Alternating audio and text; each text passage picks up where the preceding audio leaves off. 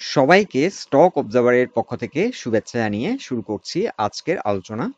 আজ আমরা insurance sector এবং এই সেক্টরের কিছু স্টক পিক করেছি: pioneer insurance, green delta insurance, Reliance insurance, Dhaka insurance এবং এশিয়া ইন্স্যুরেন্স। এই স্টকগুলো নিয়ে আজকে আমরা একটি গুরুত্বপূর্ণ আপডেট দিচ্ছি। ইন্স্যুরেন্স সেক্টর দীর্ঘদিন ধরে ডিপ্রেশনে থাকার পর বর্তমানে আমরা রিভার্সাল ট্রেন্ড দেখতে পাচ্ছি এবং অনেকেই সেক্টর নিয়ে আশাবাদী এবং অনেকেই আমাদেরকে রিকোয়েস্ট করেছেন এই সেক্টর নিয়ে আপডেট দেওয়ার জন্য। ঢাকা স্টক এক্সচেঞ্জে বরাবরই ইন্স্যুরেন্স সেক্টর একটি বেস্ট পারফর্মিং সেক্টর, কিন্তু রিসেন্টলি প্রায় ১ বছরেরও বেশি সময় ধরে এই সেক্টরটির কোনো পারফরমেন্স আমরা দেখতে পাচ্ছি না। অনেকেই এই সেক্টরে হাই প্রাইসে এন্ট্রি নিয়ে এখন আর ট্রেড করতে পারছেন না, তারা আটকে আছেন। আর বর্তমানে এই সেক্টরটি পারফর্ম করাটা খুবই গুরুত্বপূর্ণ। ঢাকা স্টক এক্সচেঞ্জে এই সেক্টরটি যদি পারফর্ম করে তাহলে কিন্তু মানি ফ্লো বাড়বে। একসময় যেহেতু এই সেক্টরে বড় ভলিউমে ট্রেড হয়েছিল, এখানে এন্ট্রি নিয়ে অনেকেই আটকে আছেন এবং তারা ট্রেড করতে পারছেন না বর্তমানে। এছাড়াও ঢাকা স্টক এক্সচেঞ্জে কিছু গুরুত্বপূর্ণ stock like Beximco limited, Orion pharma, Orion infusion, fortune shoes, একসময় এই স্টকগুলোতে একটা হিউজ টার্নওভার আমরা দেখেছি এবং এখানেও কিন্তু অনেকেই আটকে আছেন, যার কারণে মার্কেটে কিন্তু টার্নওভার কমে গেছে।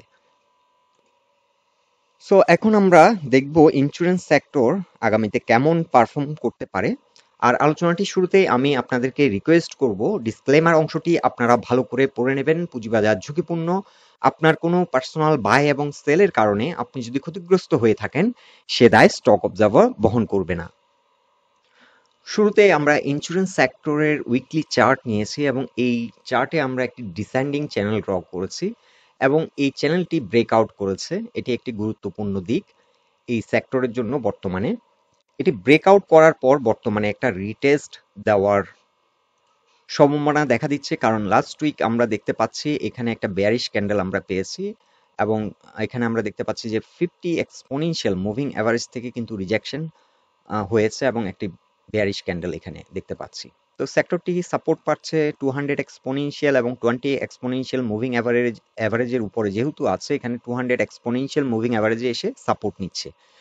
সো এখন ইন্স্যুরেন্স সেক্টরের জন্য যেটি সবচেয়ে গুরুত্বপূর্ণ সেটি হচ্ছে এখন টার্গেট হচ্ছে 51 ব্রেকআউট করাটা এই সেক্টরের জন্য সবচেয়ে গুরুত্বপূর্ণ। বর্তমানে সেক্টরটি অবস্থান করছে 45.3। সো এটা হচ্ছে ইন্স্যুরেন্স সেক্টরের জন্য একটা মেজর চ্যালেঞ্জ। আমরা এটাকে একটা রেসিস্ট্যান্স হিসেবে ট্রিট করছি এবং এটা একটা গুরুত্বপূর্ণ রেসিস্ট্যান্স 51। এটি যদি ব্রেকআউট করতে পারে, ইন্স্যুরেন্স সেক্টর আগের যে পারফরমেন্স আপনারা দেখেছিলেন, প্রাইস অ্যাকশন দেখেছিলেন বিভিন্ন স্টকে, সেই পারফরমেন্সটা আপনারা দেখতে পাবেন এবং পরবর্তী টার্গেট হবে 61। সো ইন্স্যুরেন্স সেক্টর এখন সামনের দিকে এগিয়ে যাবে এবং এই সেক্টরটি এখন গ্রো করার যথেষ্ট স্কোপ আছে। সো এই সেক্টরে যাদের পেশেন্ট আছে, যারা একটু সময় নিয়ে আপনারা ট্রেড করতে পছন্দ করেন, তাদের জন্য এই সেক্টর কিন্তু এখন একটা খুব ভালো একটা অবস্থানে আছে এন্ট্রি দেওয়ার জন্য। এই সেক্টরের বিভিন্ন পারফর্মিং স্টকগুলো আপনারা সিলেক্ট করে চাইলে এন্ট্রি দিতে পারেন এবং একটা সময় আপনারা যদি হোল্ড রাখেন, এখান থেকে একটা ভালো রিটার্ন পাওয়ার সম্ভাবনা কিন্তু অনেক বেশি। কারণ এই সেক্টরটি কিন্তু কারেকশন হয়ে গেছে। আমরা আমাদের সব আলোচনায় আপনাদেরকে বলেছিলাম সেক্টরটির কারেকশন শেষ, কিন্তু মোমেন্টাম পাচ্ছে না। কিন্তু এখন আমরা দেখতে পাচ্ছি কিছুটা মোমেন্টাম পাচ্ছে। এখানে আমরা যদি আরএসআইও দেখি, আরএসআই কিন্তু 50-র উপরে অবস্থান করছে। সো আরএসআই যদি 50-র উপরে অবস্থান করে, আমরা ধরে নিই যে সেক্টরটি আপ ট্রেন্ডে যাচ্ছে। সো এটি আরএসআই 50-র উপরে উঠে এখন কিছুটা রিজেকশন আমরা দেখতে পাচ্ছি। সো নেক্সট উইক যখন মার্কেট আবার শুরু হবে, তখন আমরা হয়তো দেখব এই সেক্টরটি আবার একটা পারফরমেন্স শুরু হয়তো করতে পারে এবং এখান থেকে হয়তো স্লোলি এটি 51-এ এসে আবার একটা রেজিস্ট্যান্স ফেস করবে। সো সেক্টরটি সম্ভাবনা কিন্তু অনেক বেশি। আর যারা এই সেক্টরটিতে দীর্ঘদিন ধরে হাই প্রাইস পয়েন্টে এন্ট্রি নিয়ে আটকে আছেন, এখন কিন্তু হাই টাইম এই আপনাদের স্টকগুলো অ্যাভারেজ ডাউন করার জন্য। হোয়াটএভার, আমরা কিন্তু কাউকে কোনো ফিনান্সিয়াল অ্যাডভাইস দিচ্ছি না, আমরা জাস্ট আমাদের ওপিনিয়নগুলো শেয়ার করছি। বাই সেল সম্পূর্ণ এটা আপনাদের নিজ দায়িত্ব। আপনারা প্রফিট করলেও আপনারা করবেন, লস করলেও সেটা আপনারাই বহন করবেন। সো আপাতত আমরা ইন্স্যুরেন্স সেক্টরে যারা পছন্দ করি, ইন্স্যুরেন্স সেক্টর নিয়ে যারা ইন্টারেস্টেড, তাদের জন্য ফার্স্ট টার্গেট আমরা বলবো 61 এবং সেকেন্ড টার্গেট হতে পারে 79। তবে সময় লাগবে। ওভারঅল মার্কেট কিন্তু এখনো গতিশীল হয়নি, টার্নওভার কিন্তু সিগনিফিক্যান্টলি এখনো বাড়েনি, এখনো কিন্তু বিলো 700 600 এই জোনটাতে কিন্তু আমরা দেখতে পাচ্ছি টার্নওভার হচ্ছে 600 crore থেকে 700 crore। মার্কেট যখন 1200 থেকে 1500 কোটি টার্নওভার হবে, মার্কেট কিন্তু অনেক গতি পাবে এবং তখন আমরা কিন্তু আরো হাই এক্সপেক্ট করব আমরা, লাইক এটা 79 পর্যন্ত এটা হিট করবে বলে, আগের যে প্রিভিয়াস যে হাই সেটি চেস করবে এবং সেটি চেস করে আশা করি ইন্স্যুরেন্স সেক্টর 2024 এর মধ্যে এটি হয়তো তার প্রিভিয়াস হাই ব্রেকআউট করে নতুন হাই ক্রিয়েট করবে। তবে এখন আপাতত আমরা অতটা বেশি এক্সপেকটেশন করছি না। আমরা আপাতত ফার্স্ট টার্গেট আমাদের 61.9 এবং এরপর যদি মার্কেট ভালো আরো পারফর্ম করে, মার্কেট যদি আরো গতিশীল হয়, স্ট্রং হয়, তাহলে আমরা আশা করতে পারি 78 পর্যন্ত মার্কেট, 78 কিংবা 79 পর্যন্ত মার্কেট হিট করতে পারে এই সেক্টরটি। সো ওভারঅল এই সেক্টরে কিন্তু আমি কোনো নেগেটিভ কিছুই দেখতে পাচ্ছি না। এই সেক্টরের বিভিন্ন স্টকগুলো কিন্তু ভালো ডিভিডেন্ড দিচ্ছে, ভালো মানের স্টকগুলো আপনারা পিক করতে পারেন। আর এখন আমরা এই সেক্টরের কিছু গুরুত্বপূর্ণ স্টক এবং ফান্ডামেন্টালি স্ট্রং কিছু স্টক আমি পিক করেছি, এগুলো নিয়ে আলোচনা রাখছি। প্রথমে পাইওনিয়ার ইন্স্যুরেন্স। পাইওনিয়ার ইন্স্যুরেন্স আমরা যদি উইকলি চার্টে দেখি, উইকলি চার্টে কিন্তু এই স্টকটি কিন্তু আপ ট্রেন্ডে যাওয়ার চেষ্টা করছে। এটি যদিও 20 এবং 50 এক্সপোনেনশিয়াল মুভিং অ্যাভারেজে এসে রিজেকশন হচ্ছে, এখানে 20 এক্সপোনেনশিয়াল মুভিং অ্যাভারেজের উপরে আছে, কিন্তু 50 এক্সপোনেনশিয়াল মুভিং অ্যাভারেজ থেকে কিন্তু এটি রিজেকশন হচ্ছে। সো এখানে কিছুটা চ্যালেঞ্জ ফেস করছে স্টকটি। 88-এ 87-এও কিন্তু একটি রেজিস্ট্যান্স আছে, পিভট রেজিস্ট্যান্স। সো এই স্টকটি আমরা বলতে পারি 87 এর উপর যদি স্ট্রং অবস্থান সৃষ্টি করতে পারে, 87 এর উপরে যদি দাঁড়াতে পারে, তাহলে এই স্টকটির পরবর্তী টার্গেট হবে 106। এটা আমাদের এখন ফার্স্ট টার্গেট। সেকেন্ড টার্গেট হতে পারে 136। সো আপাতত এই স্টকটি আপনারা যারা হোল্ড করছেন চাইলে হোল্ড করতে পারেন, কারণ এখানে ভলিউম বৃদ্ধি পাচ্ছে। আমরা উইকলি চার্টে দেখতে পাচ্ছি যে ভলিউম কিন্তু বৃদ্ধি পাচ্ছে, সাথে প্রাইস অ্যাকশনও হচ্ছে। কিন্তু রেসিস্ট্যান্স আছে, রেসিস্ট্যান্স প্রতিটা স্টকে আছে, প্রতিটা সেক্টরে আছে। রেসিস্ট্যান্স থাকা এই মানে এই না যে রেসিস্ট্যান্স ব্রেকআউট করতে পারবে না।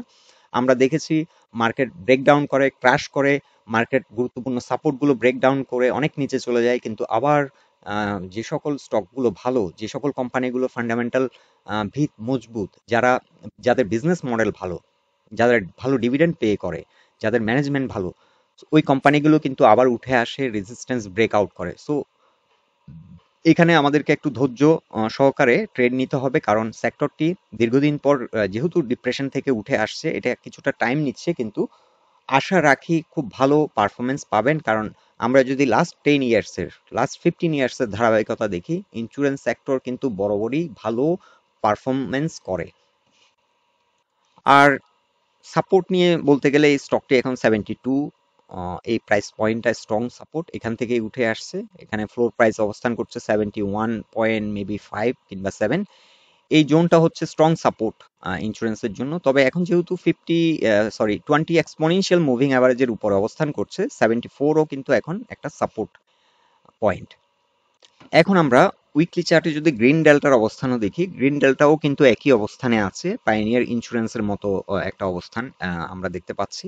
এখানে 200 এক্সপোনেনশিয়াল মুভিং অ্যাভারেজের উপরে অবস্থান করছে, কিন্তু 50 এক্সপোনেনশিয়াল মুভিং অ্যাভারেজের উপরে যাওয়ার চেষ্টা করছে। সো এই স্টকটির জন্য এখন চ্যালেঞ্জিং যে পয়েন্টটি সেটি হবে 80। এটাকে আমরা আপাতত অত চ্যালেঞ্জ মনে করছি না, ভলিউম বৃদ্ধি পাচ্ছে, আর ভলিউম যদি আরেকটু বৃদ্ধি পায়, এই 50 এক্সপোনেনশিয়াল মুভিং অ্যাভারেজ এটি খুব ইজিলি ব্রেকআউট করবে। তবে এখানে একটু টাইম নিবে পিভটে এসে 80 জোনে। সো এই স্টকটির ক্ষেত্রে ফার্স্ট টার্গেট হতে পারে 100, আর সাপোর্ট তো এখন সাপোর্ট পয়েন্ট থেকেই উঠছে, সো সাপোর্ট নিয়ে আমরা আর বেশি কিছু বলছি না। ফার্স্ট টার্গেট হতে পারে 100 লেভেল। এই পজিশনে এসে এখানে তার নিচেও কিছুটা রেজিস্ট্যান্স ফেস করবে, লাইক 92, এখানে প্রাইস পয়েন্ট রেজিস্ট্যান্স আছে।